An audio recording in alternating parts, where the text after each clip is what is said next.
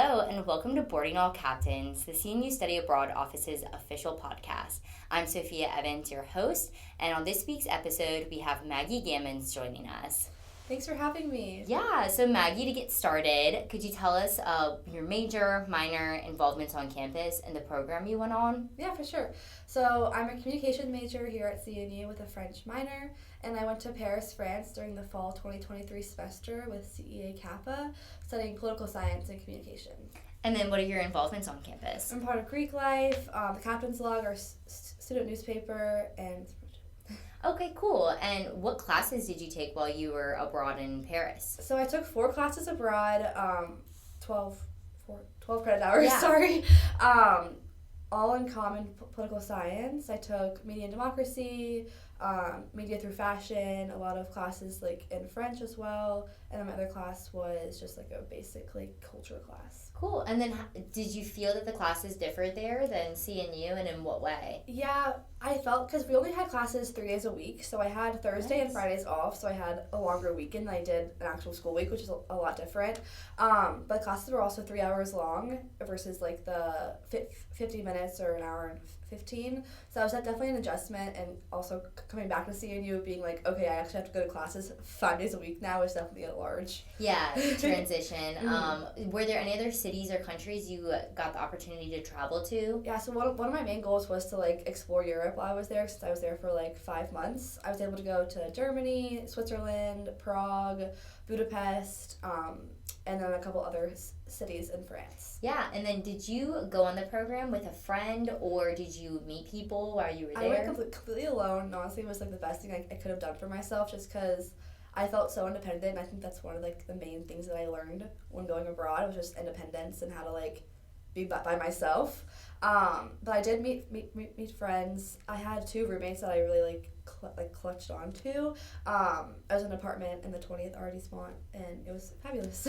Yeah, definitely. So did you, when you traveled to those other countries, did you travel with roommates, or did you go alone? I went alone on one trip. I went to Geneva, Switzerland, like alone on a weekend. Cool. I've been there. It was lovely. Yeah. Very walkable, a lot of hills though, but lovely. And then I went everywhere else with like roommates and friends that I met on the program, and even a couple of like actual like locals that I met. Yeah, and then were there any other ways that you kind of put yourself out there to make friends while you were there for the semester? So CEA Kappa did a really good job of kind of introducing us to like local students there. We had I would say like meet and greets there, like every month, like we would bring in kids from like a university and like us and kind of mingle.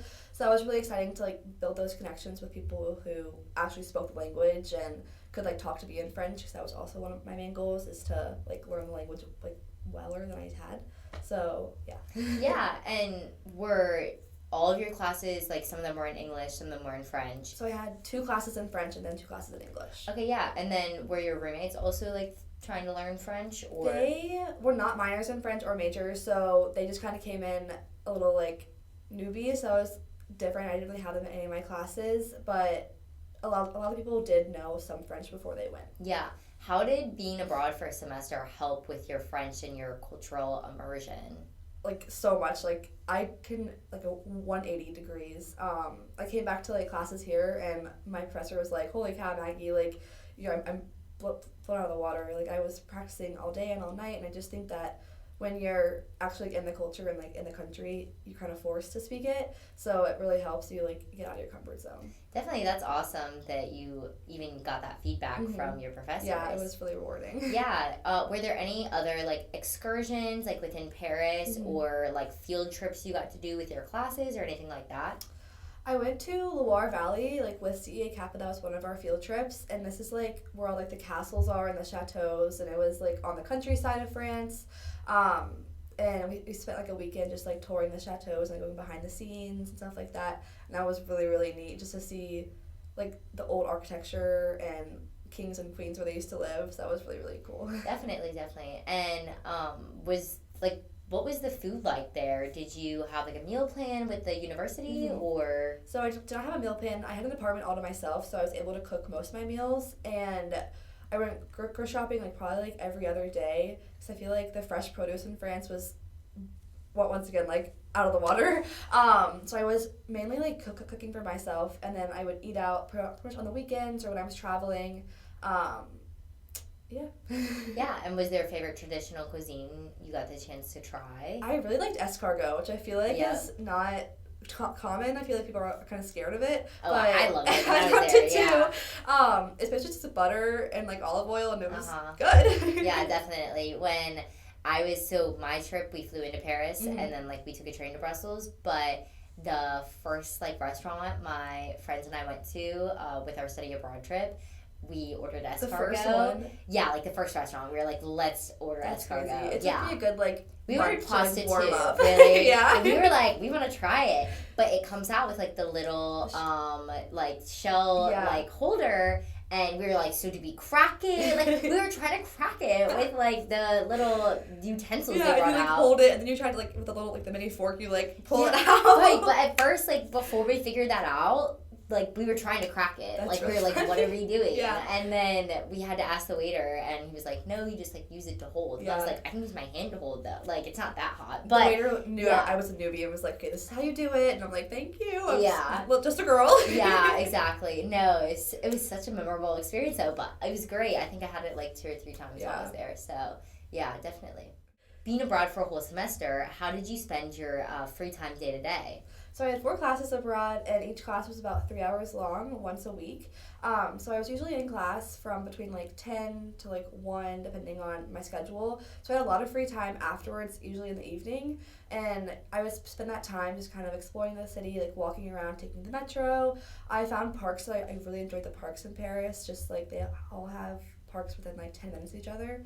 And so I would like always pop around to them, like read a book or just walk around a cafe. I also loved the museums in France, and I tried to like go to everyone that I found and I could like walk into, because students are able to get in for free to most places. Yeah. So that was really neat. And then I just like was always busy. I feel like just trying to soak it all in. So the Louvre is like a super popular museum, obviously. But were there any other museums that you would recommend to students going abroad to Paris? Yeah. So Musée d'Orsay was my favorite museum of all time. It's a post-impressionism museum of art. Has some sculptures, a lot of like Manet, Monet, Van Gogh, just a lot of like beautiful artwork that I feel like we've heard about like since growing up. Yeah, that's awesome. I'm sure like you got to really experience, because for me I was there for a short time, but you really got to spend your daytime like getting to fully immerse yourself within like the city life of Paris. It was so cool because I feel like the first month I was still kind of like getting acquainted and like, okay, Google mapping, okay, I'm going here, but like after that I kind of like was like, oh, this is Metro Line 1, I can just take this to go all the way down here, and like it was really cool to be like, oh, actually I kind of know where I'm going. Yeah, well, you turned into a kind of an expert. Yeah. Were there any like favorite spots? You said you liked the parks, but any like little cafes or favorite spots that like you and your friends would hang out at? There was this jazz club that we really liked. It was based on La La Land, so that was really neat to like kind of go experience that. And it's like live jazz music with dancing. We would kind of go every Friday or Saturday, depending if we were in country. Fun. As well as Versailles was a lot of fun. It's kind of out of the city, so it's like an hour train ride away, but I got it for free most of the time, just through like school or being a student and stuff like that. So it was just really cool to like sit in the park and just kind of people watch or read a book or stuff like that. Yeah, definitely. So you were there for a semester. How did you maintain like your friendships back home or your family? Like, did you ever get homesick? So I did get homesick a little bit, but I was thankful that my parents were actually able to come visit me. They came in October, my mom came, and then in December my dad came, so it was kind of like spaced out. So I was really blessed to have that them come see me. But like my friends obviously couldn't come over because they were in classes, and we used WhatsApp to communicate all the time. Instagram, I FaceTimed all my friends like constantly if I had like a story to tell them or something like that. And honestly, like the time zone is 6 hours apart, so a little bit difficult. But I feel like once we got the hang of things in the time zone, it was pretty easy to maintain. Yeah, definitely. And then now that you're back from your trip, those friendships you made abroad, do you still talk to them at all? Yeah, of course. So I made like 2 really great friends. My 2 roommates, they're both from California, so obviously a little bit further apart than Virginia to California. But we actually have plans to like meet up this summer, so I'm really excited to see them again and like kind of reconnect. Yeah, that's so amazing that like you made those friendships and you guys still talk regularly and you're going to see them. It was really special. Yeah, and then for studying abroad, what do you feel like you gained independence, it sounds like, but what do you feel like you benefited most, and what also motivated you to want to pursue studying abroad? So I think I learned skills like independence and a lot of time management because like only 4 classes is obviously not a lot, but I was mainly there to like travel, experience the culture. So that was like really hard to do classes abroad while also trying to like balance my social life. But I think I did it really well. I had Thursday off of classes, so usually that day was like my homework day, and then the rest of the weekend was able to like be fun and like explore. And then what was your last question? I'm sorry. What motivated you to study abroad? Yeah, so I kind of knew I was gonna go abroad when I was like a sophomore in like high school. That's probably like the main reason I chose CNU is because like I feel like we have a very like large program to go abroad, and it's very like advertised. I really appreciated that. So I don't know. I just love like Europe and I love like traveling. It's become like one of my favorite things of all time. So yeah. And then how did the study abroad office help you find the program for like students that are looking for programs? Yeah, so I met with Kelsey and Mandy like pretty early on. I think I was like a freshman when I met. I was just really eager.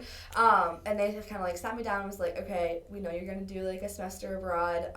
Here's what you need. Like you're a comm major. We need to make sure you have these classes before you go abroad. You make sure you have time to do these ones like when you get back. So that was really cool to like find a program that fit both like my needs like at the moment and like having them like even tell me like what I needed like my junior year when I was still like a baby sophomore or freshman is like pretty spectacular being like they're just really good at their Definitely. jobs. Yeah, so what I'm getting from that for the viewers that are interested in studying abroad is that you should go to the study abroad office as soon as you know you want to study abroad, because then they can kind of set you up so you can find the perfect program for you and be able to take classes that actually apply to your credits before it's too late, because sometimes if people go too late, like there are more limited options to study abroad because there might be programs that offer classes that you've already taken. Exactly, yeah. And it was also just like really easy. I never felt rushed in the application process, like the CNE application or the CEA application, because I went so early. So that was like probably like my main advice is go to the office. Can you share any travel tips or recommendations for people that are looking to study abroad? So with Paris specifically, there's 2 airports usually, and I usually flew out of Charles de Gaulle and get there early. It's really busy, as well as like packing a carry-on. You don't really need like a big suitcase if you're traveling just for a weekend or like even for a week. I did a whole like 10-day trip in like literally a backpack. I washed clothes in the sink. It was fine. Other than that, like I would just say like get out and explore. Like I went to Budapest, Hungary, which wasn't a country like originally on my list. But I had a friend going and he was like, do you want to come with me? I was like, yeah, let's go. And so just like being open to like all mindsets and all countries and all places. Definitely. Is there anything that like going back you wish you like didn't pack, or is there anything you wish you did pack? I wish I packed an umbrella, which is kind of odd, but obviously they're on every corner, so I bought like 3 of them because I always lost them. But it rains a lot in Paris, like in the fall, which I didn't really realize. It's very gloomy sometimes, so having an umbrella like always in your bag was definitely helpful. Definitely. And then what do you want to do with like your future career, and how is studying abroad like helped open up opportunities for that? Yeah, so I think I want to go into the foreign service with like my future career. Obviously that's like way down the line. But going abroad was kind of like a test run to see if I wanted to live abroad eventually, and I think it was really successful, and I think I will see myself living abroad or like in Paris again in the future. I really want to go into the Peace Corps after graduation, so obviously Paris was a little bit more nicer than going to like a third world country and helping that, but definitely was helpful to like see how I am alone and like how I can travel alone and just basically be independent and stuff like that. Yeah, definitely. And then is there anything else like you have to say before we conclude the episode? I think my main advice is just to go alone. Like, I know like having friends is really fun, but if you're doing a semester abroad, I think like my biggest advice would just be go alone, like be independent. It's definitely like nerve-wracking, but it like was like the best thing I could do for myself. Awesome. Well, thank you so much, Maggie, for coming on thank Boarding you. All Captains.